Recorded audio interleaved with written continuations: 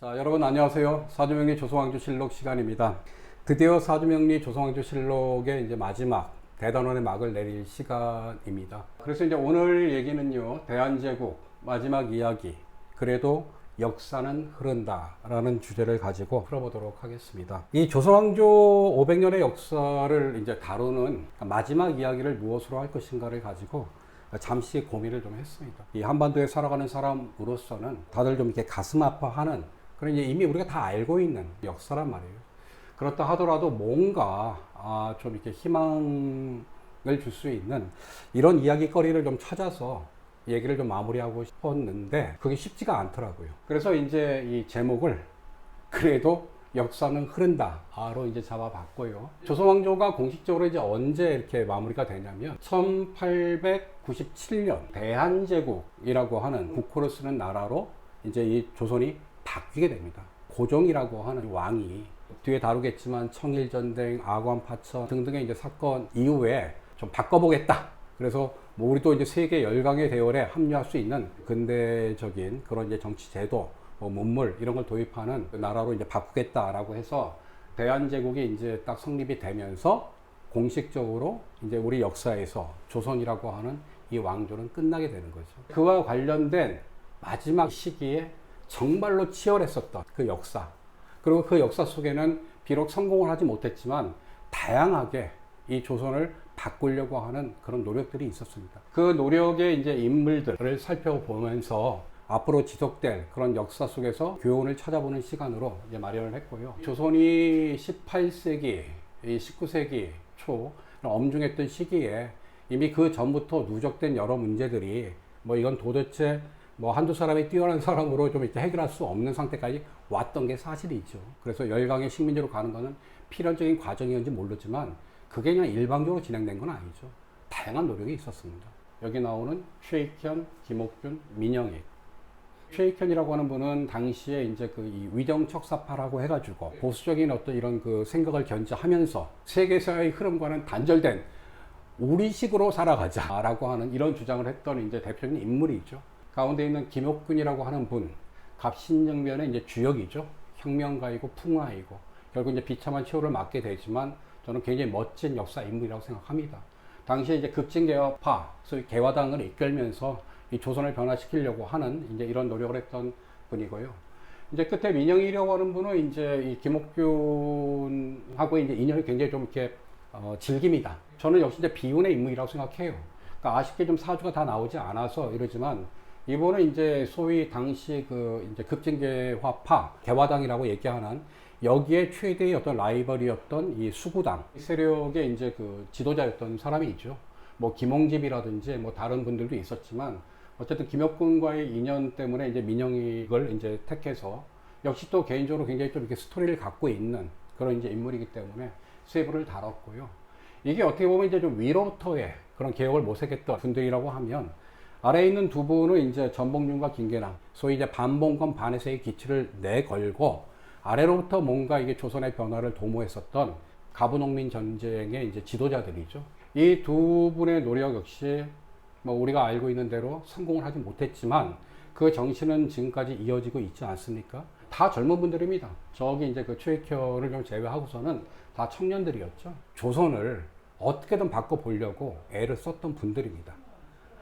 이분들은 어떤 분들이었고 또 이분들이 추구했던 어떤 새로운 조선은 뭐였고 근데 그것이 왜 좌절됐는가 알아보는 시간이 될 텐데요. 먼저 이 시대에 관한 얘기를 조금 먼저 좀 하겠습니다. 그 아편전쟁으로 청나라가 사실상 서구 열강에 이제 굴복을 하고 서양의 어떤 이 총과 칼 그리고 어떤 신식 문명 뭐 이런 거에 좀 안 되는구나 라고 하는 게 동아시아 전말을 강타를 했죠. 그러니까 조선도 마찬가지였습니다. 물론 그리고 이제 딱 이 시대가 아니라 그 전부터 이미 교류가 진행이 됐기 때문에 지식인 사회 안에서 여러 가지 이제 막 문제식들이 있었던 거죠. 그때 대표적으로 나왔던 거는 뭐 큰 대립은 두 가지죠. 쇄국이냐, 개방이냐, 딱 이 문제죠. 이때 이제 소위 얘기하는 쇄국이라고 하는 이런 방침을 하자고 주장했던 분이 바로 최익현이죠. 이분의 사주를 먼저 간단히 보면요. 1833년 12월 5일 해서 계사, 을축, 신축. 자, 일주가 신축인데 이분이 가지고 있는 어떤 이 사상, 태도 이런 걸 보면 딱 떠올릴 만한 분이 있어요. 그 일주도 같습니다. 그게 누굽니까? 송시열입니다. 이게 조선의 최고의 어떤 사상적 지도자, 그다음에 또 정치적인 지도자였던 이 오암 송시열의 일주가 바로 신축인데요. 최익현이라고 하는 분이 또 어때요? 똑같습니다. 일주가 신축, 날카롭고 예리한 이런 어떤 그 신금인데 밑에 축이어서 약간 좀 우둔해 보이지만 사실은 축 안에도 같은 신금을 숨겨놓고 있고 하여튼 좀 거칠해요. 거칠합니다. 근데 보면 여기 보면 또 축이 또 하나가 있죠. 월에도 또 축이 있죠. 또 하나 숨겨놓고 있죠. 사라고 하는 글자는 화라서 이게 화극금에서 자기를 어떤 이제 극하는 이런 글자이 보이지만 사라고 하는 글자가 축을 만나면 사유축이라고 해가지고 이게 금의 운동을 합니다. 그래서 지지 전체가 전부 다 금의 기운들이 강한 이런 이제 사주다. 그러니까 굉장히 날카롭죠. 그러니까 뭐랍니까? 그 서원철폐 하니까 시위하잖아요. 1인 시위하고 을미사변 같은 거 나고 나서 당시에 일어났던 그 이제 을미의병운동 이런 거에 이제 정신적 어떤 실질적 지도자로서 이제 하다가 저기 이제 그 일본으로 끌려가가지고 거기서 이제 생을 마감하는 저는 개인적으로는 굉장히 멋진 사람이라고 생각해요. 저는 그렇게 사는 게 맞다고 생각합니다. 자기가 생각하는 신념, 지조 뭐 이런 것 때문에 목숨을 걸 수 있어야 된다고 생각합니다. 근데 문제는 그 방향이 과연 저 때의 조선에 부합하는 거였냐? 라고 하면 그거는 좀 그렇지 않다. 이런 생각을 전 개인적으로 합니다. 그 사람이 가지고 있는 개인적 기질이라는 것도 있는 거고요. 그 사람의 어떤 사상이라는 것도 있는 거고. 우리가 이런 걸 다 있는 그대로 다 봐야 된다. 물론 역사라고 하는 것이 어떤 승자의 기록이다. 라고 하는 말이 있고 또 객관적인 사실에 대해서 서로 가지고 있는 관점에 따라 달리 해석할 수 있는 거죠. 그런 측면에서 얘기를 하면 저는 최익현이라고 하는 저 개인의 인물은 굉장히 매력적일지 몰라도 당시 취했던 그런 생각은 저는 조선을 정말로 더 후퇴시키는 주장이었다라고 생각을 합니다. 다음에 이제 제가 그 주목하는 분은 바로 이 김옥균이라고 하는 분입니다. 1851년 1월 23일 태어나서요. 신해년 경인월 경술일에 이렇게 이제 사주가 전해집니다. 저는 굉장히 멋진 사람 같아요. 멋진 인생을 살았습니다. 상당히 똑똑했던 사람 같아요. 조선의 3대 천재 이렇게는 들어가지 않아도 거의 버금갈 정도로 천재였던 것 같아요. 뭐 2살, 3살 때부터 부모님 말동무가 됐고, 그 급진개혁파를 이끌고, 그리고 이제 결국은 갑친정변이라고 하는 이제 쿠데타를 통해서 조선을 이제 바꾸려고 하지요. 즉, 근대적인 개혁을 하려고 하지요. 그걸 하다가 이제 그게 실패하지 않습니까? 갑신정변 때 누가 제일 많이 죽었어요? 민씨가 많이 죽었잖아요. 그리고 이제 그 목표가 사실은 친청파 민비 정권을 타도하는 거였단 말이에요. 그러니까 민비가 그렇게 싫어했다고 하잖아요. 그래서 이제 그렇게 계속 자객을 보냈다고 하잖아요. 그렇게 죽이려고. 결국은 자기한테 암살을 당하죠. 뿐만 아니라 죽은 다음에도 비참하죠. 이 시신을 이제 굳이 또 조선으로 갖고 와가지고 시신을 6토막을 내가지고 목은 저기 한강 어디다 효수를 시키고 그 다음에 시체를 갖고 전국을 다 도어다닙니다. 자주적 근대화를 해야 된다라고 하는 주장이었고요. 자, 이때의 자주적 근대화라고 하는 건 뭐냐면 조선이라고 하는 나라가 계속 이렇게 의존했었던 이 청나라로부터 독립하는 겁니다. 저기 서대문에 가면 우리가 만나는 그 독립문, 이 독립문을 많은 사람들은 거기 서대문 형소도 있고 등등 그래가지고 일본 제국주의에 저항하는 기념물로 알고 있는데 사실은 그게 뭐냐면 청으로부터 독립한 겁니다. 원래 그 독립문이 있던 자리가 뭐예요? 청나라에서 사신이 오면 사신들이 묵었던 호텔 같은 게 있었던 자리란 말이에요. 따라서 당시 청나라로부터 단절해야 된다라고 하는 얘기는 뭐예요? 바로 청나라, 중국에서 전해진 조선의 어떤 이 그 정신, 성리학의 이념, 그러니까 유교의 이념에 벗어나서 아주 과감한 개혁을 해야 된다. 그냥 머릿속까지 전부 다 바꿔야 된다라고 하는 이런 급진적인 주장을 했던 분입니다. 이런 과정에서 이제 그 일본의 힘을 빌어서 위로부터의 어떤 이런 개혁을 하려고 했었던 뭐 이 점은 비판을 받을 수 있는 지점이라고 생각을 해요. 그거는 이제 뒤에 얘기하겠지만 실제 이 조선 안에서 아래로부터의 어떤 다양한 또 이런 어떤 변화의 욕구도 있었는데 왜 이게 결합이 되지 못했을까라고 하는 이런 문제의식이 저는 있으니까요. 보세요. 어때요, 사주가? 자, 경술. 네, 일단 일간이 경금이란 말이에요. 근데 여기 보면 또 경이 또 하나가 있죠. 자, 이런 인물이 한 분 있었죠. 바로 성웅 이순신 장군이 이제 보면 일주가 경오여서 경금일간인데 월에 같은 경을 딱 두고 있는 이 모양이죠. 그 위에는 같습니다. 밑에는 다르지만. 그래서 보면 근데 여기 또 뭐 신이라고 해서 또 같은 오행 겁자가 있죠. 술이라고 하는 글자 안에도 이 신금이 이제 숨어 있습니다. 그래서 전체적으로 이제 김옥균 선생이 어떤 분이냐, 뭐 이게 보통 금의 기운은 숙설의 기운이라고 해가지고 맺고 끊는 게 분명한 뭔가 좀 잘라내는 좀 이런 기운이거든요. 그런 기운을 갖고 있는 데다가 여기 일주 자체가 경술인데 이 경술이라고 하는 이 글자는 이게 괴강살의 글자이기도 합니다. 그러니까 상당한 좀 지도력을 갖고 있는 나름의 카리스마를 갖고 있는 그런 인물이었다. 실제로 삶이 보여주잖아요. 근데 이제 김옥균 선생도 그렇게 바둑을 좋아했었대요. 그래서 남겨놓은 기부가 전해집니다. 그걸 보면은 이게 기풍이란 게 있거든요. 크게 호방하게 두고 크게 싸움을 하는 기풍이 있고요. 아기자기하는 기풍이 있는데 상당히 호방한 기풍의 바둑이었다라고 하는 기억이 나는데 이 사주를 보니까 이해가 됩니다. 그리고 다음으로 이제 그 살펴보면은 바로 이제 민영익이라고 하는 분입니다. 뭐 이제 김옥균보다는 좀 나이가 좀 어리죠. 1860년 생이라고만 나오니까. 근데 둘이 그렇게 친했다고 합니다. 갑신정변이 일어나는 그때 김옥균이 오늘 밤에 민영익을 죽이지 못하면 내가 죽는다 라고 해서 그 당시에 타켓 1호를 했죠. 그래서 실제로 갑신정변 당일에 온몸에 아주 심각한 중상을 입게 됩니다. 중상을 입었는데 죽지는 않고 이러니까 그게 이제 뭐 알렌인가? 라고 하는 당시 이제 이 조선에 들어왔던 이제 그 사람이 데려가서 결국은 이제 양방의 치료를 이제 받게 되고 이러면서 그게 이제 이 조선 땅에서 이 서양 의료 이게 이제 들어오게 된 계기가 됐다라고 하는 그 인물인데 그런데 이 사주가 전해지지가 않아요. 이 띠만 나옵니다. 보면은 이분 역시 이 사주는 모르지만 좀 이게 살아간 모습들 그러니까 결국 이분이 참 이게 돌아가신 게 드라마틱하게 죽거든요. 좀 비슷하지 않았을까? 저는 뭐 그런 생각을 좀 해봐요. 근데 이분이 어떤 분이냐면 이 민비의 조카, 즉 이제 민씨 외척의 그 일가이면서도 사실은 이 사람도 괴화파의 일원이었습니다. 그러니까 이 김옥균과 이 민영익 이런 사람들은 사실 당시에 그러니까 양반 자제들이었어요. 이 괴화 안에서 또 강경파, 온건파, 급진파, 그 다음에 이제 온건파가 갈리게 되는 거죠. 근데 이들이 처음에는 굉장히 친했다고 하잖아요. 사실 이 개화파 형성 과정에서 이제 우리가 꼭 좀 다뤄야 될 분이 몇 분 더 있습니다. 지금 이제 시간이 없어가지고 못하지만 그게 누구냐면 이제 박규수라고 하는 그러니까 박지원의 이제 손자, 그 다음에 또 이제 그 누구야 오경석이라고 하는 분, 그 다음에 또 이제 유대치라고 하는 분이 또 있죠. 그러니까 이 사람들이 이제 당시에 이런 그 양반 자제들을 저기 북촌에 불러가지고 그러니까 요즘식으로 얘기하면 젊은 청년들을 모아서 세미나를 한 겁니다. 조선의 미래를 어떻게 바꿔야 되는가. 그러니까 그러니까 미래의 주인은 누굽니까? 청년이다. 라고 하는 것 때문에 그 젊은 양반집 자제들을 데려다가 이제 공부를 시켰는데, 당시에 이제 오경석이라고 하는 분은 역관 출신이고요. 그리고 이제 유대치라고 하는 분은 의원이라고 하죠. 그때는 의사라고 하는 게 아니고. 이런 분인데, 이런 이제 중인의 신분들이 양반 자제들을 이제 가르치면서 뭘 가르쳤냐? 개화 사상이라고 그래가지고 이제 서양의 어떤 다양한 이런 그 사상, 과학기술 사상이라든지 또 하나 불교를 가르쳤다고 합니다.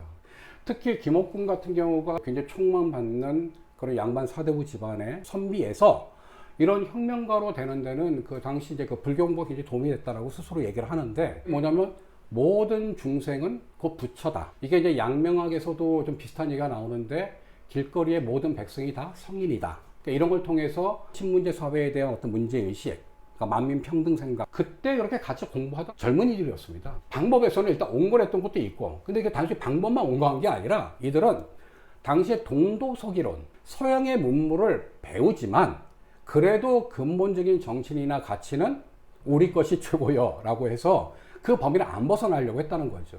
그러니까 이런 과정에서 당연히 급진파와 온건파 사이에는 싸움이 붙게 돼 있는 거죠. 원래 그렇잖아요. 친한 사람들 안에서 이게 의견 대립이 있을 때 이게 더 격렬해집니다. 그래서 이제 그게 드러나는 사건이 갑신정변이 되는 거예요. 개화당 입장에서는 도저히 얘네들을 두고서는 안 되니까 발목을 잡는다 생각해서 저걸 쳐내야겠다. 굉장히 과격한 방식으로 한 거죠. 그래서 이제 쿠데타를 일으키는 거죠. 성공하는 듯 했으나 그게 3일밖에 안 갔다라고 하는 거죠. 또 이 과정에서 이 민영익이라고 하는 분이 바로 이제 그 숙고당의 대장이 된 거예요. 어린 나이에. 그래서 이제 김옥균이 민영익을 죽이려고 했는데, 이때 이제 갑신정변으로 죽은 사람이 누구예요? 민태호인가 하는 이제 그 이 민영익의 아버지. 그리고 이제 본인도 엄청난 중상을 입고. 이렇게 절친했던 두 사람이 이제 김옥균이 도망을 가잖아요. 누가 제일 광분해서 죽이려고 했겠어요? 바로 민영익이 그랬죠. 그래서 이제 자객을 보내고, 이분은 계속 친척 노선을 유지했었던 것 같아요. 결국은 을미사변 일어나고 민비한테 팽을 당합니다. 결국 중국으로 망명을 합니다. 개인적으로는 이 사람도 자기 주관이 있었던 것 같아요. 그렇게 쉽게 자기 생각을 좀 이렇게 타협하거나 그러지 않았다라고 하는 이제 이런 게 나오는데, 왜 이런 젊은 청년들의 그런 의기들 또 이런 생각들이 서로 단결하지 못하고 분열되고 좌절됐는가, 참 아쉬운 대목이 아닌가라는 생각을 하고요. 다음에 이제 어쨌든 한 10여 년의 세월이 지나가지고 이제 조선의 운명은 어디로 갑니까? 결국 위로부터의 개혁가 다 실패한 거예요. 항상 그런 일이 벌어지면 제일 고생한 사람은 누구예요? 백성들이란 말이에요. 그러니까 아래로부터 이제 못 참겠다, 터져 나옵니다. 그 사건이 바로 갑오농민 전쟁이라고 하는 거죠. 갑오농민 전쟁이라고 하는 것이 그게 어떤 정치적인 혁명은 아니었죠. 무슨 이제 세상에 있는 모든 어떤 봉기가 처음부터 뚜렷하게 정책 목표를 갖고 합니까? 동학을 만든 최재우라고 하는 분인데 혹세무민 한다고 하는 뭐 이런 것 때문에 처형을 당하잖아요. 그런데 이제 그 과정에서 이 동학이라고 하는 게 계속 이제 민족 속에 파고들고 이러면서 굉장히 커지니까 그 동학도 소위 요즘식으로 얘기하면 시민권을 얻기 위해서, 어떤 자기의 딱 지위를 얻기 위해서 이 교주 최재우의 복권을 이제 요구하게 됩니다. 그러니까 워낙 이제 그때는 이제 세력이 많이 커지고 조정 안에서는 대원군하고 민비하고 싸움을 많이 하다 보니까 이 과정에서 어떻게 이걸 이제 거부를 하잖아요. 당시의 기득권 세력들은 조정에서는. 오늘 다루려고 하는 이 전봉준과 김계남이라고 하는 두 분은 소위 남접의 소장파. 그러니까 아무래도 좀 더 급진적이겠죠. 고부 쪽에서 고을 관리가 백성들을 이제 수탈한 게 심해가지고 결국 싸움이 일어나고 교주 그 신원복권 문제 등과 결합이 되면서 대규모 이제 항쟁으로 발전하게 되는 겁니다. 그러니까 처음부터 뚜렷하게 정치적인 목표, 어떤 결사 이런 걸로 해서 일어난 봉기가 아닌 건 맞지만, 이 과정에서 어떤 그런 봉건적 수탈, 그 다음에 조정의 무능에 대한 반발이 있었던 거고, 또 이때 당연히 이미 이때부터는 청나라와 일본이라고는 외세가 개입을 하게 되니까 3차 봉기 이때부터는 반의 세의 기치까지 이제 나오게 되는 거죠. 근데 이제 그때 인물이 두 분인데 비슷한 나이잖아요. 그죠? 1850년, 1860년, 50년, 54년. 그러니까 동시대의 젊은이들이란 말이에요. 그리고 다 조선의 미래를 어떤 각도에서 걱정했던 사람입니다. 연대가 이루어지지 않았잖아요. 뒤에 얘기했지만 동학이 그나마 기득권층하고 연대한 거는 이 바로 전봉준과 김계남을 가른 이유. 이게 이제 좀 강경파고 온건파인데, 이 전봉준 같은 경우는 이 그 봉기 과정에서 대원군 쪽하고 교류를 하는 뭐 이런 노력이 있었다고 했지만, 그거 역시 무슨 뜻을 같이 해서 조선을 개혁하겠다 이런 게 아니었던 거죠. 뿐만 아니라 결정적으로 이제 갑오농민 전쟁 같은 경우가 좌절하게 된 데는 물론 이제 물리적으로도 이게 안 됐죠. 그 우금치에서 결국 일본군한테 대학살을 당할 때 일본군의 숫자가 한 200여 명밖에 안 됩니다. 근데 일본군한테 뭐가 있었냐면 기관총이라는 게 있었다고 하죠. 우리 농민들은 다 죽창 들고 막 뛰어나가는데, 그래서 그거는 전쟁이긴 하지만 사실 한마디로 따르면 대학살이었죠. 그런데 그거 못지않게 안타까운 게 이 안에서의 갈등과 분열입니다. 말씀드린 대로 이 그 동학 갑오농민 전쟁에 대해서 이게 반봉건 반해세의 어떤 싸움이었다고 하지만, 실제 당시의 내부에서는 남접의 지도자 그리고 이 소장파의 지도자였던 전봉준과 김계남 두 분이 계셨죠. 녹두장군 전봉준은 1853 11월 21생으로 갑인년 병자월 정해일 이렇게 이제 나옵니다, 사주가. 그리고 이제 우리 김계남 선생은 1851년 9월 25일에서 개축년 신유월 을유일 이렇게 이제 사주가 나옵니다. 딱 봐도 김계남이 강경파고 전봉준이 온건파입니다. 여기서 이제 강경 온건이라고 하는 거는 이제 봉건 지배 체제에 대한, 지배 세력에 대한 태도인 거죠. 김계남 같은 경우는 이 왕조 자체를 무너뜨려야 된다 이런 주장을 했던 거고, 전봉준 같은 경우는 거기까지 가지 못했던 거죠. 그래서 이제 대원군 세력과 손을 잡으려고 했던 거고, 대원군 역시 민비하고 권력 투쟁 과정에서 이 동학 농민들의 힘을 이용해서 지 권력 잡으려고 했던 이런 건데, 이 과정에서 서로 분열이 일어나게 되는 거죠. 필연적이라고 생각합니다. 왜? 이때는 개혁파건 아래로부터의 어떤 이 그 민중이건 전체 이들을 묶을 수 있는 사상이라는 게 있어요, 없어요? 이런 게 굉장히 희미했던 시기였던 거예요. 물론 동학이라고 하는 것이 가령 서학이라든지 여러 가지 어떤 당시 유불선이라고 하는 이런 걸 묶어서 어떤 인내처, 뭐 대동세상이라고 하는 평등 이런 걸 주장하는 이걸 했지만, 아직 전체 사회를 아울 수 있는 그런 이제 사상으로까지 가지 못했던 거고요. 뿐만 아니라 위에 위로부터의 개혁을 이끌었던 이런 젊은 개화파 역시 그들 전체를 묶어낼 수 있는 게 없었다는 거죠. 이건 이들의 문제라기보다는 바로 누적되어 온 조선의 문제, 조선 이후기부터 누적되어 온 사상적인 개방성이 없고 하나의 폐쇄적이고 일방적이고 교조적인 사상만이 강요되는 이런 거의 결과였다고 얘기할 수 있는 거죠.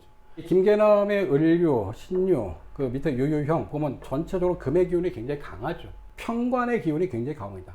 관의 기운이. 근데 우리 그 전봉주 장군도 맞죠. 밑에는 해자라고 해서 전부 다 자기를 극하는 관의 기운이 강하죠. 하지만 이게 이제 관이 물로 이루어진 관과 이 금으로 이루어진 관 이런 거에 이제 보면 김계남 장군은 상당히 날카로웠을 것 같아요. 그리고 이거는 뭐 이제 나중에 또 어떤 기회가 돼서 제가 여러분들과 한번 근현대사를 하게 되면 다루겠지만 이현상이라든지 체게바라 같은 빨치산 같은 걸 했던 인물들 있잖아요. 그런 분들의 사주가 좀 비슷해요.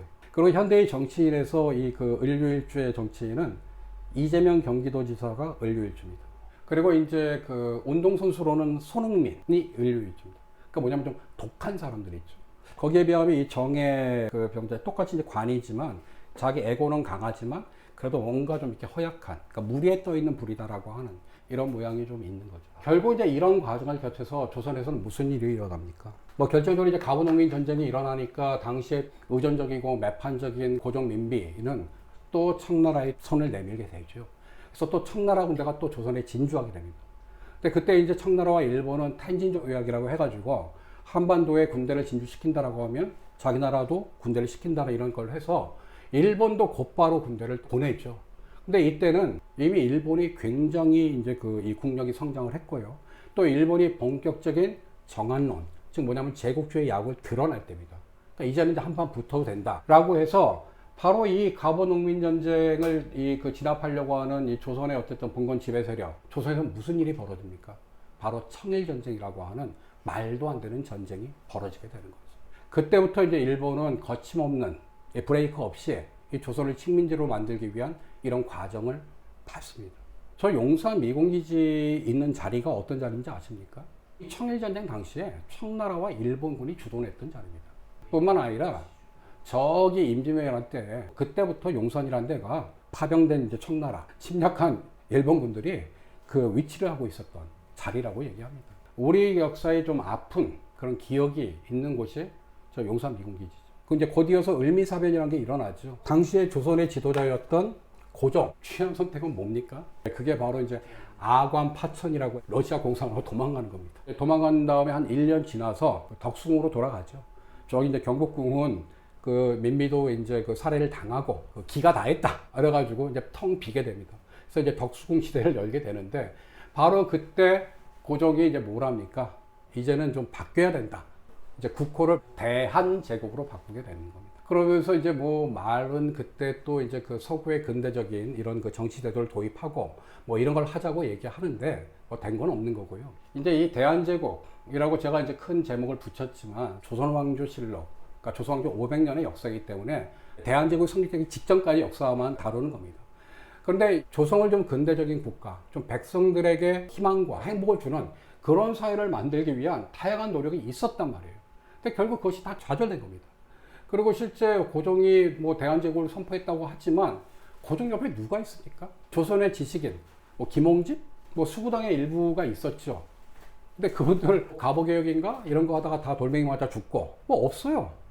그러니까 뭔가 조선의 미래를 짊어지고 나갈 이런 인물들이 다 없는 겁니다. 그러면서 뭐예요? 다 일본, 허울뿐인 대한제국이 들어서면서 그 정말 길고 또 찬란하기도 했고 굉장히 많은 역독성이 많았던 조선왕조 500년의 역사는 막을 내리게 되는 거죠. 어떻게 보면 슬프죠. 저도 사실 이런 얘기를 하면서 좀 마음이 답답함이 있습니다. 하지만 제가 제목을 뭘로 뽑았어요? 그래도 역사는 흐른다. 물론 대한제국의 성립이라고 하는 게 좀 멋진 이름만큼 그렇게 내용적으로는 멋지지가 못하죠. 굉장히 좀 슬프죠.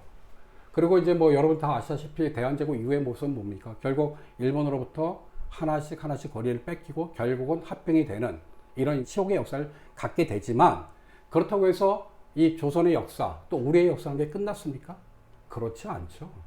역사는 소수의 몇몇 사람이 만들어내는 게 아닙니다. 그 시대를 살아가는 사람 모두가 다 만들어내는 거죠. 그렇기 때문에 우리가 이제 뭐 뒤에도 좀 우리한테는 비극의 역사라고 얘기하지만 그 제국주의 어떤 식민지 강점기에 그 일제의 어떤 그런 탄압에 저항하고 뭐 민족의 독립을 위해서 그리고 어떤 민중의 어떤 이런 그 삶을 위해서 싸웠던 다양한 역사들이 있는 거고요. 또 현대사에 와서도 뭐 여러 반독재의 문제, 뭐 이런 전쟁에 또 외세의 어쨌든 계속된 침탈, 뭐 이런 거로부터 계속 나라도 지키고 또 백성들의 삶을 이렇게 위해서 싸워나가는 빛나는 역사들이 이렇게 전개되는 겁니다. 저는 지금도 마찬가지라고 생각합니다. 사두명리 조선왕조 실록이라고 하는 이름으로 진행한 이 컨텐츠를 이제 마무리를 하고요. 그동안 굉장히 부족한 게 많았지만 많은 이제 그 애정을 갖고 봐주신 여러분께 감사 인사를 드리면서 사두명리 조선왕조 실록을 마무리하도록 하겠습니다.